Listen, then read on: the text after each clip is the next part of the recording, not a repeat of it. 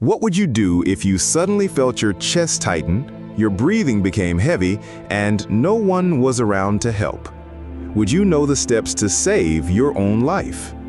Stay with me, because in the next few minutes, you'll hear a story that could one day save your life, or the life of someone you love. Let me introduce you to Robert. Robert is 67 years old, a retired teacher who enjoys gardening and evening walks. One quiet afternoon, while reading the newspaper, Robert suddenly felt a sharp pain in his chest. At first, he thought it was just indigestion, but then the pain spread to his left arm and his breathing became heavy. He was alone, no one to call out to, no time to waste. This is the nightmare many people over 60 fear, but here's the truth.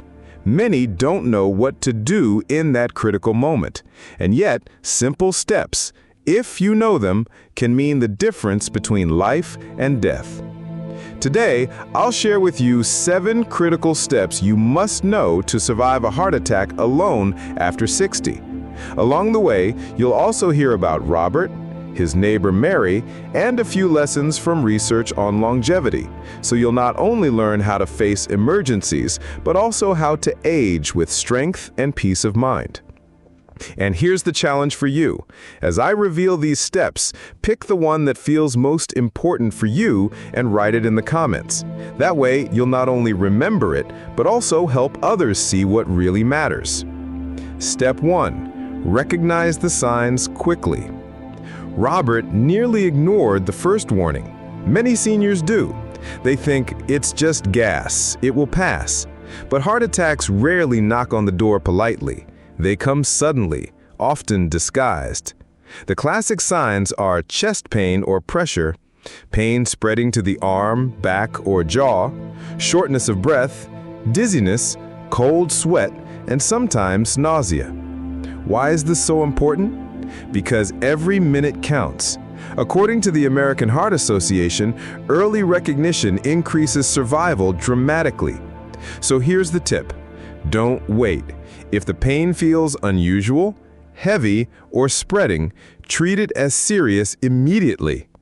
Now, pause for a second. If you've ever had unusual chest discomfort, even if it wasn't serious, comment with the number 1 below. Let's see how many of us have felt something like this. Step 2. Call for help immediately. Robert grabbed his phone with shaky hands. He dialed 911. You might think, but what if I can handle it? What if it passes? Here's the truth. Calling for help is not weakness, it's wisdom.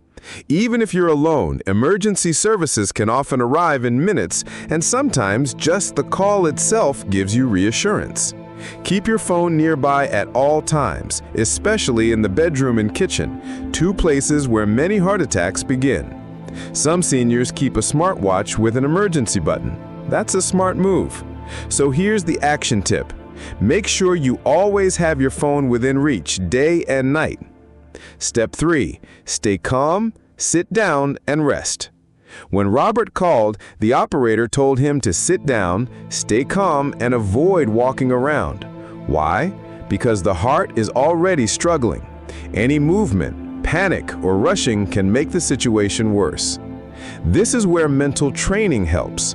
Seniors who practice deep breathing, meditation, or prayer often find it easier to calm themselves during crisis. Mental resilience is just as important as physical fitness. Practical step: sit down, breathe slowly, and try to relax your body.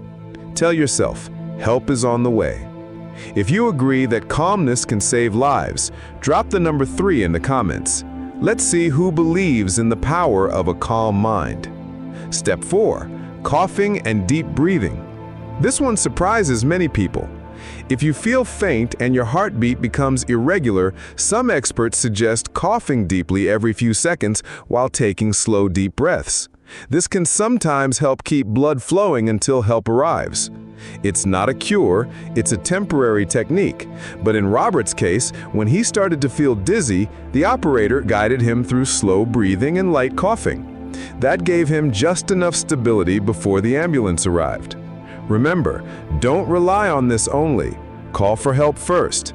But if you feel faint, deep coughs may help you hold on a little longer.